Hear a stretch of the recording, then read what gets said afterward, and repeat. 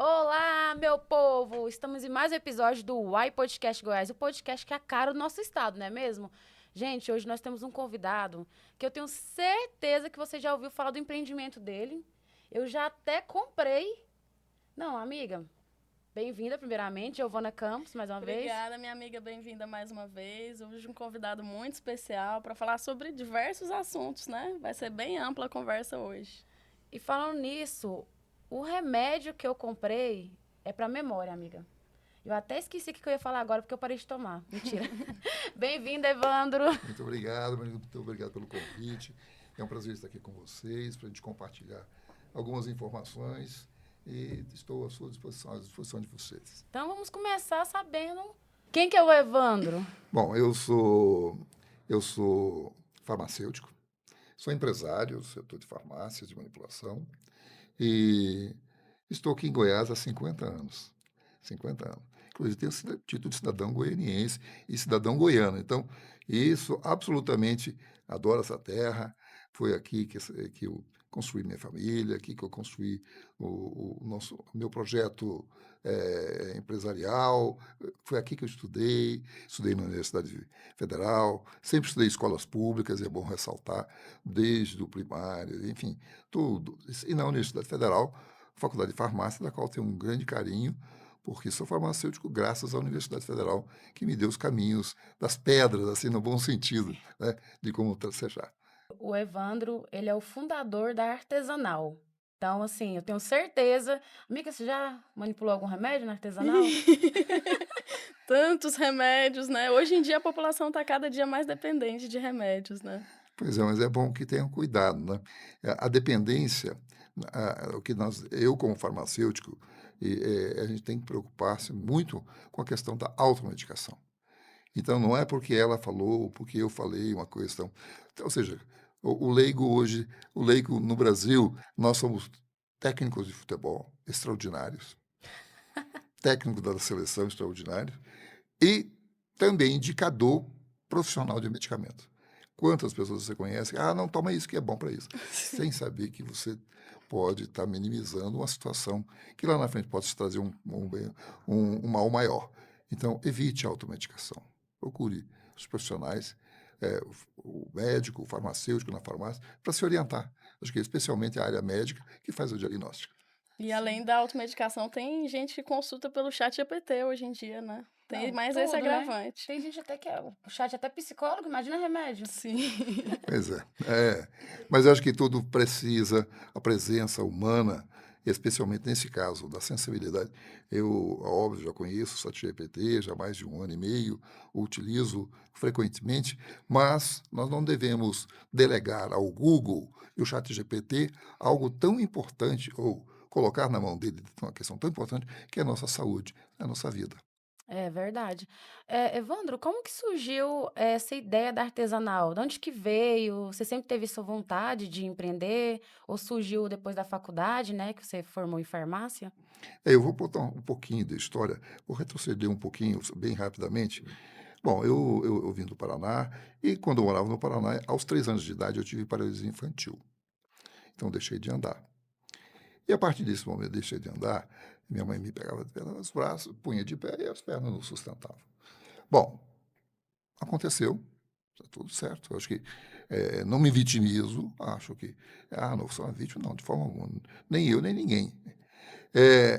Mas com isso, eu me submeti a diversos tratamentos, cirurgias ortopédicas para ter uma melhor locomoção, etc.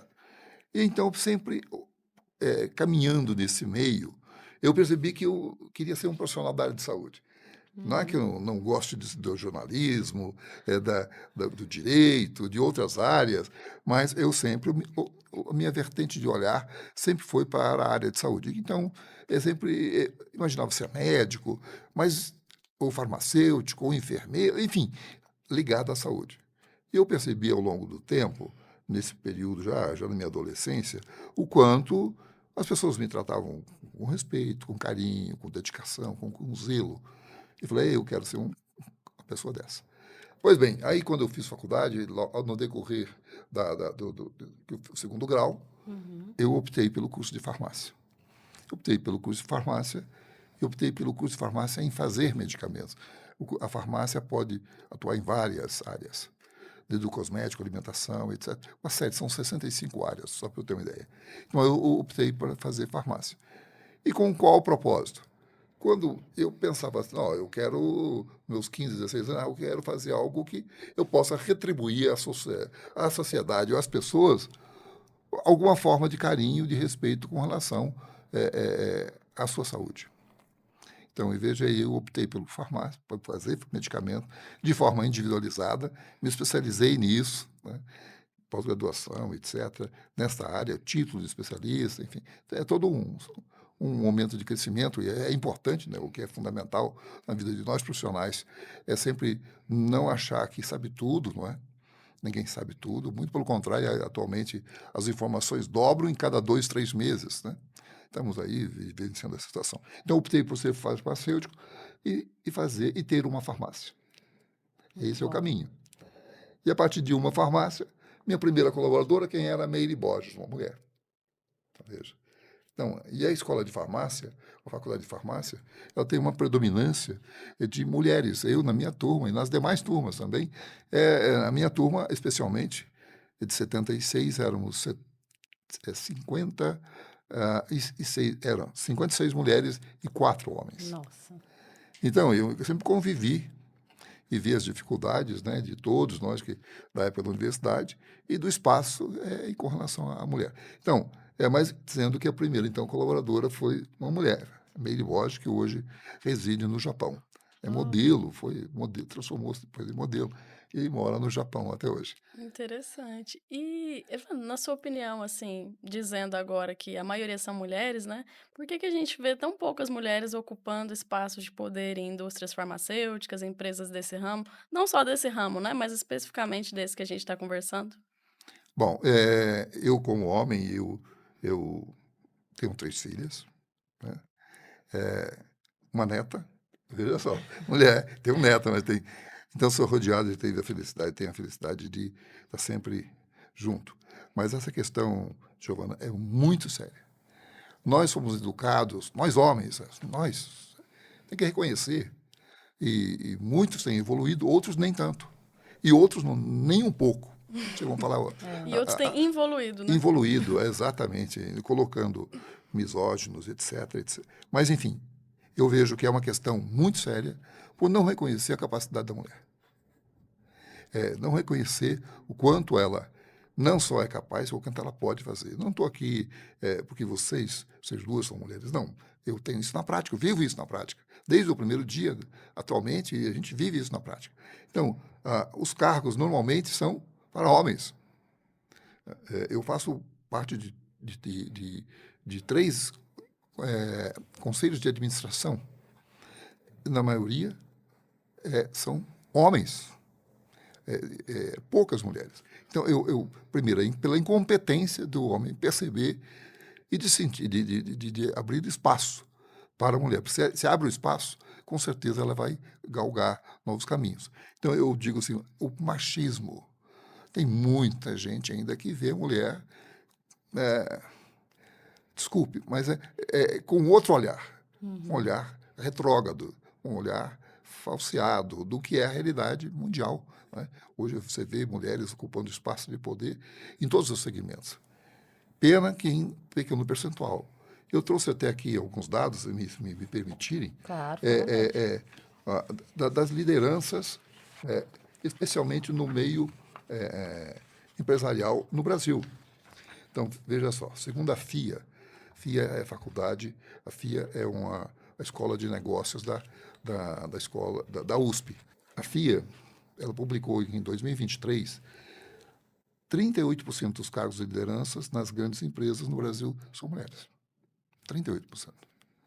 Nas grandes empresas. Está aqui. De acordo com o levantamento também da consultoria Diversitera, as mulheres ocupavam 35% da alta liderança executiva. Em conselhos de administração, já baixa para 25%. Com relação ao BCG, que é Instituto Brasileiro de Governança Corporativa, ele traz que 15% nos conselhos são mulheres. Porque o conselho é que define o regramento do futuro das empresas. E CEOs, absolutamente, acredite, cerca de 3% das Nossa. CEOs no Brasil são mulheres. Então, este é um quadro. Este é o quadro. E é um quadro sério, né? Veja, você pega os números, Super sério. contra fatos, não argumentos, são publicações. Então, eu vejo que a falta desse reconhecimento, dessa valorização da profissional, da mulher como um todo, né? Mas que eu digo, especialmente também pelo momento profissional que ela ocupa. Então, eu vejo esses são os dois grandes fatores. Entendi. Muito importante mesmo esses dados, hein? E lá na sua empresa, então, a maioria são mulheres. A maioria, eu também trouxe aqui para não fugir das informações da artesanal, o que acontece? Nós somos uma empresa com 44 anos de existência. Então, nós montamos essa empresa com o propósito exatamente ou tem o nosso propósito, que lá atrás, em 81, quando ela foi criada, nós tínhamos o propósito de ajudar a apoiar as pessoas na sua qualidade de vida. Visto que é uma farmácia, apoiar a qualidade de vida. Mas hoje os dados que você me perguntou, 68% do nosso time, de mais de 1.500 pessoas, são mulheres. Isso porque o grupo está em vários estados, inclusive. 52% dos cargos de gerência e diretoria são ocupados por mulheres.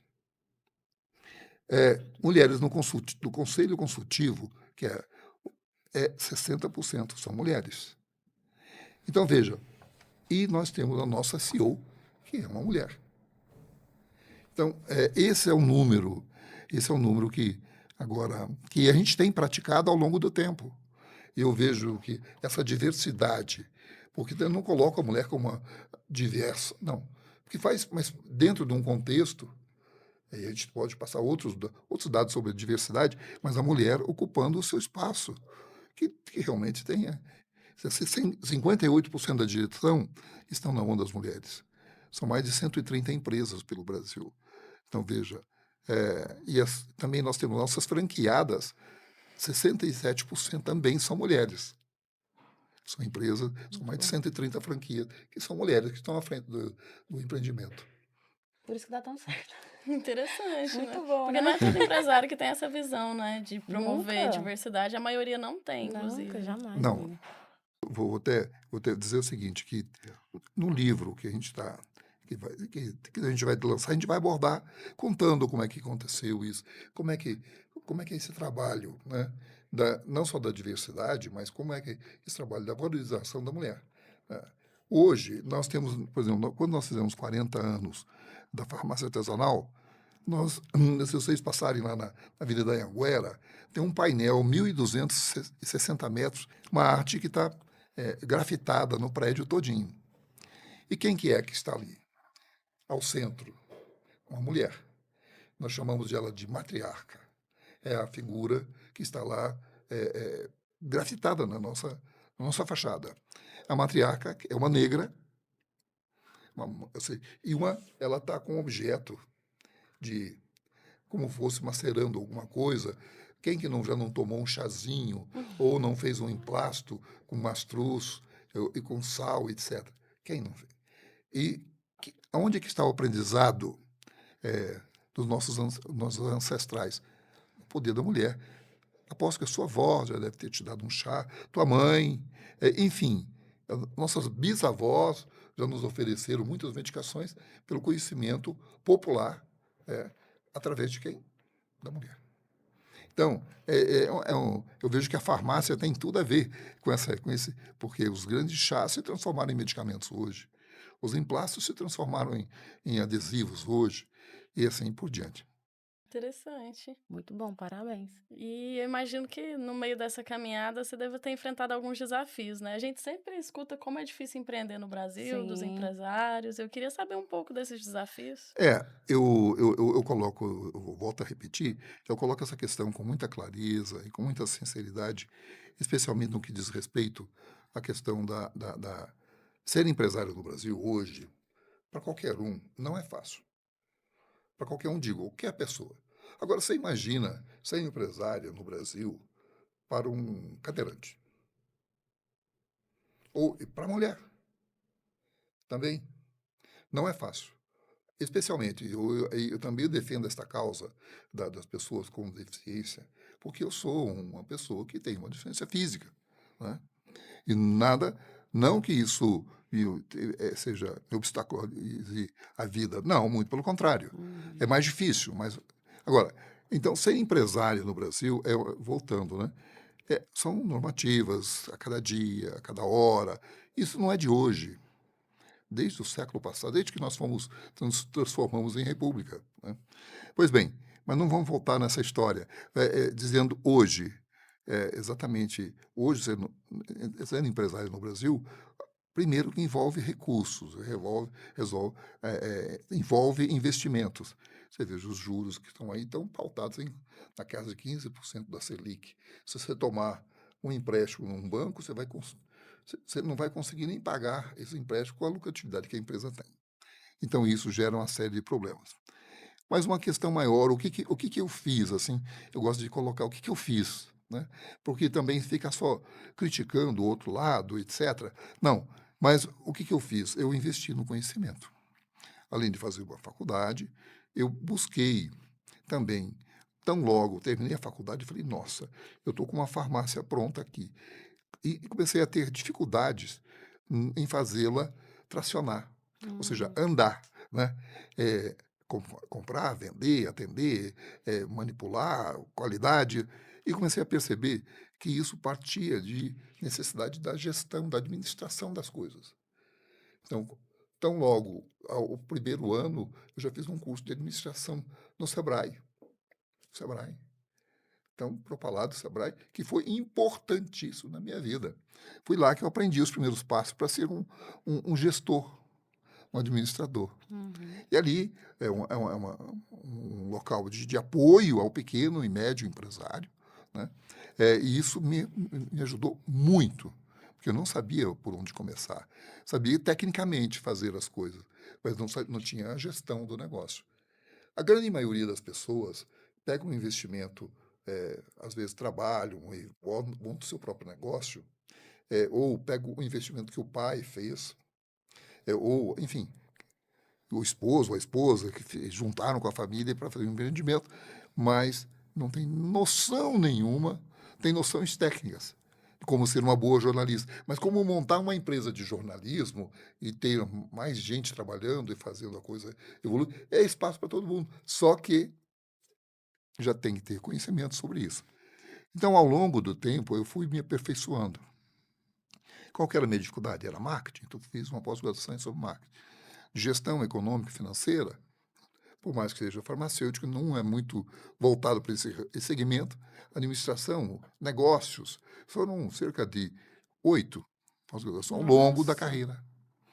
Ano passado, no ano de 24, eu finalizei nessa FIA que eu mencionei no começo, uma pós-graduação em São Paulo, de 12 meses, sobre governança, etc. Então, veja, não dá para parar. Agora, muito pelo contrário, para fazer um negócio, você tem que ter um plano. Tem um concorrente? Porque muita gente vê e faz o seguinte: o negócio da Débora está indo bem, da Giovana está indo bem, eu vou montar um negócio igual a ela. Aí o que acontece? Tem muita demanda, ou seja, muita oferta daquele tipo de serviço, e acaba quebrando o negócio por conta de não só tentar copiar. Lógico que a cópia você pode copiar melhor, mas, acima de tudo, você tem que ter um plano de onde é que você quer chegar e de que forma. Então, o investimento na informação foi um dos maiores impulsionadores da minha carreira. E eu quero saber o que que as pessoas não sabem ainda sobre o remédio manipulado. Boa pergunta, ótima pergunta. É, o medicamento manipulado, aqui nós estamos em 4 pessoas aqui nesta sala. Cada uma tem uma idade, um peso. Então, em função da idade, do peso e do estado clínico, mesmo que tenhamos a mesma, vamos assim dizer, uma obesidade, para cada pessoa tem um medicamento. Hoje, no medicamento industrializado, Eu não quero dizer que o medicamento de sexualidade não tenha valor. Tem valor. Mas vocês já observaram que tem lá dose infantil. De 0, 2 meses, 3 meses, a 11 anos, 12 anos, 13 anos, infantil. Aí tem dose adulta. Dose adulto. E aí, a pessoa está com 25, 35, 45, é adulto. 40, 60 é adulto. 60 para cima, ela já tem outra dificuldade. Quer dizer, o sistema já não... os órgãos, todo o funcionamento do corpo já é mais devagar. Com 80 anos, é mais devagar ainda. Então, as medicações têm que ser feitas. E isso está sendo demonstrada de forma personalizada, de forma individualizada. Então, para a sua necessidade, tem que ter uma formulação. Para a necessidade da Giovana, da Patrícia, ou a minha necessidade, tem que ser situações diferentes. Então, é fundamental, e isso tem evoluído muito, porque aqui nós agora tem uma outra questão já tão recente, que são o mapeamento genético. Vocês já ouviram falar disso? Você tem um gene diferente do que ela tem, do que eu tenho. Às vezes, duas pessoas que são gêmeas têm todo um mapeamento diferente. Somos únicos. Então, para seres únicos, temos que ter medicações únicas. Elas ajudam na diminuição de efeitos colaterais, o melhor resultado da economia, inclusive. Então, o medicamento manipulado é um medicamento feito único e exclusivamente para você, em função das suas necessidades. E é muito importante, porque tem muitas pessoas que se automedicam, né? Igual mesmo, todo mundo toma vitamina C. Eu fui no nutrólogo, falou, Débora, por que você tá tomando vitamina C? Você não tá precisando de vitamina C, você tá precisando de vitamina D. Então, é por isso que é importante fazer os Acompanhamento exames, fazer o médico. acompanhamento, porque a pessoa nem sabe o que precisa estar lá. Vitamina de A a Z. Então, é Aí isso. fica difícil, né? É exatamente essa É automedicação. perigoso, E né? só para que vocês tenham uma ideia, nos hospitais, de maneira geral, nos hospitais públicos, 52% das pessoas que dão entrada nos hospitais são pessoas que se automedicaram. Isso já é uma questão de saúde pública. E se nos hospitais públicos estão desta forma, ocupando os leitos, ocupando os atendimentos, por questões de automedicação, porque às vezes ele toma, estou com uma dor de estômago, vai e toma uma medicação para dor do estômago. Só que está uma úlcera instalada, ali sangra, vai ter que fazer cirurgia, etc, etc. Então, vê, estou com dor de cabeça, está com a hipertensão, que pode ter um AVC, sabe? A hipertensão, aqui está tremendo, aqui está estou sentindo dores fincadas aqui. O que você tomou? Tomei um produto, não vou falar o nome do produto. Olha, a mulher, isso é uma colaboradora, eu vi que ela estava assim meio... não estava bem. Falei, o que você está sentindo, dona Elza? Ela, não, estou com uma dor aqui. Então. Muito bem, foi ao médico. O médico, a mulher está com 18, 19 de pressão. Nossa. Aí ficou afastada por um período, fazendo um tratamento, e lamentavelmente ela foi a óbito, por conta que ela teve, num período, uma crise de hipertensão, e teve o quê? Um AVC, um acidente vasocerebral, um derrame. Então veja, isso está debaixo do nosso nariz. E as pessoas estão achando que pode chegar na farmácia, na drogaria, numa farmácia de manipulação e se automedicar. Não, tem que procurar os médicos, procurar quem conheça e faça um diagnóstico correto. É importante as orientações, né? Eu queria saber um pouquinho também do livro que você vai lançar, Evandro. Você comentou, Vemos né? aqui. Liderar é cuidar. Se você puder falar um pouquinho pra gente. Pois Claro é. que não dando spoiler, né? Não, um Não, mas não há spoilerzinho problema. pode. Um Não é spoilerzinho possível. pode. Está aqui, esse é o livro, né? Esse é o livro. Esse livro vai ser lançado no dia 9 de dezembro, né? Lá no Espaço Serum, conforme está aí no convite. O Espaço Serum é ali ao lado do Goiânia Shopping, né?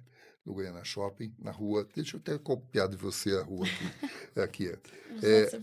Galeria Serem, Avenida T15, Setor Bueno, né? Estão Então, todos convidados. então, repetindo, Avenida T15, Setor Bueno, Espaço Serem. E vai ser às 19 horas, a partir das 19 horas, no dia 9 do 12. E nós vamos apresentar às pessoas, é um trabalho que levou aí cerca de 1 ano e meio, porque eu não sou da área. E aí contratei uma pessoa que me ajudando, um jornalista, por sinal, ghostwriter, né, o escritor fantasma, né, e que foi indicado por algumas pessoas. Enfim, fizemos 590 horas de gravação. E fizemos uma série de capítulos. E de cada, então, a gente começa desde o comecinho, desde nasceu aonde, como, assim, mas de uma forma mais, não é ritual, mas e falando, e eu busco dentro desse contexto, falar do livro de diversos temas, como a gente começou a abordar aqui. É óbvio que de uma perspectiva mais aprofundada, de práticas que eu fiz para que o negócio funcionasse. De práticas e por exemplo, hoje eu vejo uma questão muito importante, especialmente nós somos brasileiros e 10% dessa população, de 210 milhões de brasileiros, tem uma deficiência. O autismo, isso, aquilo, física, visual, auditiva e outras múltiplas, algumas com múltiplas deficiências. E o que acontece? Em 90% desses casos, estão nas casas de pessoas de menor poder aquisitivo. Olha a realidade. E pessoas que não têm muito acesso à informação. E você vê quantos cadeirantes circulando pela cidade? É. Poucos. Pessoas com letra? Algumas. E assim vai. Mas, enfim, é uma série. E a gente fala sobre isso e fala de um tema que eu tive o privilégio, assim, apesar que minha mãe tinha o segundo ano primário incompleto, meu pai esse quarto ano primário incompleto, mas eles me acolheram e não me deixaram pensar em hora alguma que eu era uma vítima. As pessoas chegavam perto de minha mãe e falavam, nossa, que menininho bonitinho. Minha mãe falava, coitadinho, não anda, né? Minha mãe falou, olha, primeiro que ele não é um coitado, ele só não anda. Então, isso, ao longo dos anos, ouvindo essas reafirmações, construção de tijolinho, tijolinho das É. coisas boas que ele tem que construir, é, é, de fato me empoderou. Sim. Eu considero que foi um fator determinante na minha vida, né? Porque se não fosse isso, hoje a grande maioria dessas pessoas estão dentro de casa, com dificuldade de equipamentos para sair de casa. Eu estou falando especialmente da pessoa com deficiência física, com dificuldade de locomoção. Você sabe, a Goiânia é adaptada coisa alguma. Tem a rampa de acesso a ônibus aí com 50% de inclinação, ela tinha que ser no máximo de 10. São regras da BTN, Associação de Normas Técnicas. Enfim, mas vamos lá. Quantos chegaram à universidade? Quando eu fiz a universidade, formaram à época, na época da formatura, que foi em 80, era tudo do Rio Vermelho. Era no ginásio, e todas as faculdades. Eu mesmo já participei de formaturas agora na Federal, de alguns amigos conhecidos, que não chegam a 1% de pessoas com alguma deficiência, seja visual, auditiva ou físico e outras. Enfim, então veja, esse espaço de conhecimento, eles não estão acompanhando. Então já é difícil empreender para quem anda legal, está tudo certo, mas e que tem alguma deficiência, vai ter muito mais dificuldade. As escolas, hoje, corredores, escadas, etc. Então, são situações. Agora, não dá para parar nesse tempo, tem que avançar. Diante de uma dificuldade, respira e avance. Né? É assim, né? A vida é assim. Então, tem que avançar, buscar o conhecimento, buscar fazer o seu próprio empreendimento. O que diferencia uma pessoa de ter sucesso e a outra de não ter sucesso, não sou eu que estou dizendo, estão nos livros. Atitude. Atitude de querer fazer as coisas. Isso é o diferencial das pessoas de sucesso para ter não sucesso. Existe uma pesquisa, não cabe aqui, nem pelo tempo, mas existem pesquisas que definem como é que é esse critério. Então, a atitude você não compra. Ou você tem ou você não tem. Quer dizer, e quem tem atitude busca conhecimento, busca espaço, busca se incorporar, busca a sua atividade fazer acontecer. Né? Evandro, o que que você acha que falta? Porque essa questão, né, já avançou muito no decorrer dos anos, creio eu, né? Desde quando você era pequeno até agora. Mas o que que você acha que falta? Acessibilidade? De acessibilidade. Não, bom, primeiro, como um deficiente, com uma pessoa que tem uma deficiência física, os acessos a ambientes públicos e não públicos, né? As rampas, os meio-fios, o transporte, Aí você vai para fora do Brasil, eu ando de cadeira de roda em ônibus, que me leva a todos os espaços de cultura e de informação, etc. E aqui não tem, você não tem possibilidade. E sem que haja ninguém empurrando, sozinho. Eu já fui para o Japão sozinho, andei lá 10, 15 dias no Japão sozinho, falando inglês, more or less, né? Mas- Como nós falamos aqui. Então, mas o que falta é exatamente políticas públicas para que vislumbre que existe uma população enorme, produtiva, aquém da sociedade. Mesmo que vislumbre, eu acho que tem que ter programas de incentivo não só às pessoas com deficiência, mas à mulher, ao negro, enfim, a todos, a LGBTQI+. E tem que abrir espaço. A diversidade está aí, Sim, verdade. sabe? A diversidade está aí, são pessoas, são seres humanos que merecem todo o respeito. A palavra que congrega nesse aspecto é respeito. Respeito e também fazer com que sejam valorizados. Então, 18% do nosso time, dentro da nossa empresa, de 1.500 pessoas, são pessoas do LGBTQI+. Mais de 10% de pessoas que se declaram negras. Então, negros ou pretos, quer dizer, hoje existe uma terminologia adequada, enfim. Mas a grande questão, nós temos cerca de 7% de pessoas que têm alguma deficiência física, mental, eu digo, de fala, de audição, de visão, né? Autistas, trabalhando. E são absolutamente, estão felizes, né? São pessoas felizes, e Sim. que não têm absenteísmo. É impressionante. Eu tenho um caso de uma pessoa que trabalha comigo há mais de 15 anos, ela nunca, inclusive no começo ela tinha dificuldade, porque ela ia trabalhar inclusive sábado e domingo, que tinha um problema auditivo, né? Ele trabalha lá conosco ainda. Ele vinha para a empresa. O que você está fazendo aqui, André? Quer dizer, ele perdia essa noção, né? Por conta da informação. E eu tenho uma amiga que trabalhou na artesanal na época da faculdade. Ela falou que foi o melhor lugar que ela já trabalhou. A Jane Costa. Ela falou que, nossa, amiga, amava, de verdade. Lá é um lugar, assim, realmente tem tudo a ver com o título. Liderar é cuidar. Pois é. E a diversidade ela é muito positiva não só para quem está sendo beneficiado, mas também para o gestor, né? Porque ideias diferentes elas contribuem muito para a gestão, né? Exatamente. Quanto mais diverso for o ambiente, imagina se botar 6 Evandro na mesma sala. Eu acho que não seria adequado. Porque ligado no 380, etc., não tem que ter todos os. Tá, essa cultura da diversidade de opiniões. eh, Hoje minha filha tem 40 anos, eu tenho 70. É natural que tenhamos dificuldade e pontos de vista diferentes. Só que vocês jovens estão visualizando um outro ambiente de negócio, né? Outros espaços de negócio. Coisa que a gente já, não que esteja defasado, mas a gente não consegue ter essa sensibilidade para tantos espaços a serem ocupados.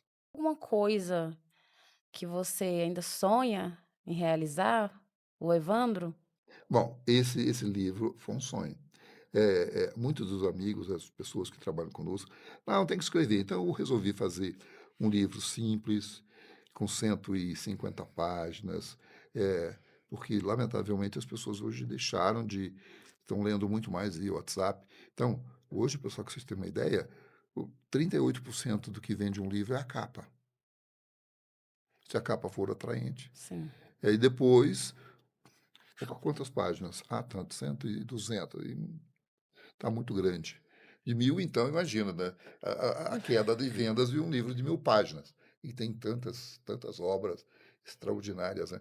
Enfim, então a gente resolveu colocar, né? Esse sonho que está sendo concretizado agora, que vai ser concretizado no dia 9, já concretizado está, porque de forma física, então esse lançamento foi um sonho, um projeto, um grande projeto. E aqui traz temas de diversos tópicos que vão poder também sempre dar algum caminho, Não, eu não gosto da história dos 5 erros, dos 5 acertos, dos 10 melhores, dos 11 A extraordinárias. fórmula do sucesso. Fórmula do sucesso. Não. A fórmula do sucesso você constrói todo dia, né? Como ficar rica em um mês. Eu Nossa. adoro esses livros. Então, liderar é cuidar, a gente tem a ideia de que, primeiro, liderar, você tem que ter conhecimento.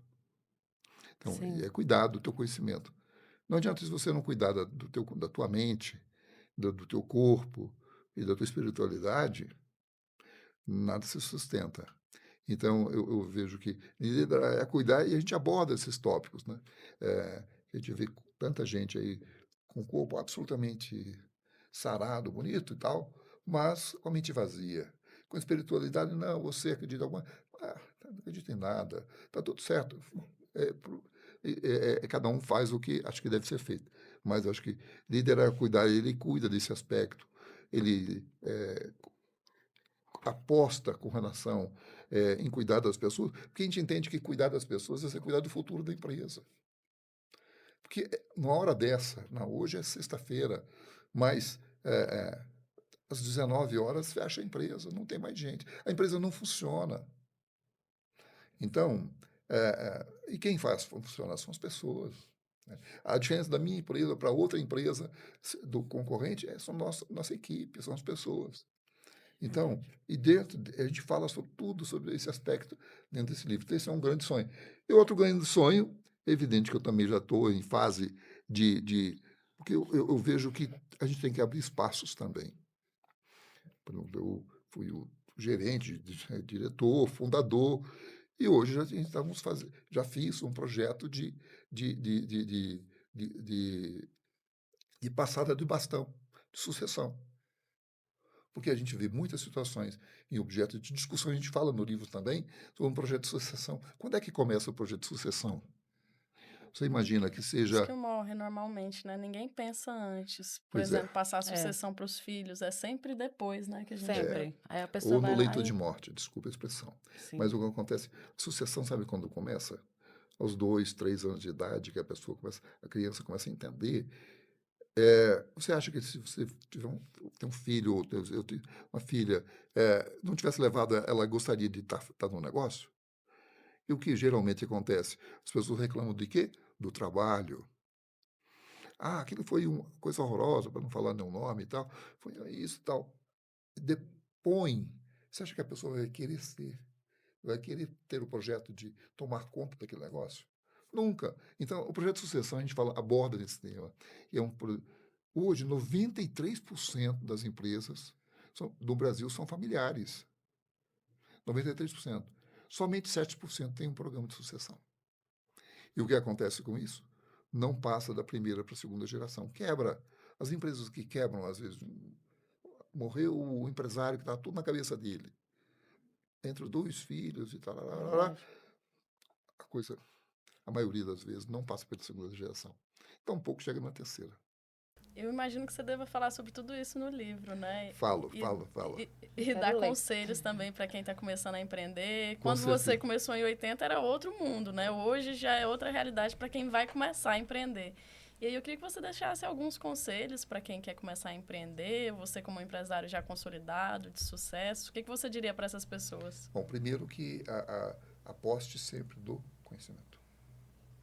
E aí, quando você vai empreender numa área, vamos supor que vai empreender na área de alimentação, vai montar um restaurante. Existe no Sebrae, e hoje no Google, e, enfim, eu até estava falando com a Débora aqui antes de você chegar, existe um site que chama-se Endeavor, E-N-D-O-R, Endeavor. É um site para novos empreendedores. Além do que, hoje, você tem uma ferramenta chamada plano de negócio. Ah, mas você está falando de uma coisa fora do contexto. Não, o que é um plano de negócio? O Sebrae também nos apresenta um plano de negócio. Ou você pode buscar também, né, pela internet e tal. O que você vai fazer? 2 exemplos só. Sei que o tempo deve estar acabando, já acabou, não sei. Mas o plano de negócio, ele fala de que vai empresa na área de alimentação. Quantos concorrentes? Onde é que você vai montar? Ah, vou montar na rua tal. Quantos que tem restaurante próximo? Tem circulação? Tem isso, tem aquilo. Ou seja, são elementos que possam te dar sustentação ao negócio. Tem muita gente que monta um negócio e não leva em consideração nada disso. Além, quantas pessoas você vai ter? Quanto vai ter? Qual que é o objetivo disso? Ou seja, qualquer caminho leva a algum lugar? Não. Sempre tem que ter um plano de um ponto A para o ponto B. É o plano. Tem que montar um plano de negócio. E aí vai definindo quanto é que você vai gastar. A pessoa não tem nem ideia. Eu vou investir. Investir quanto?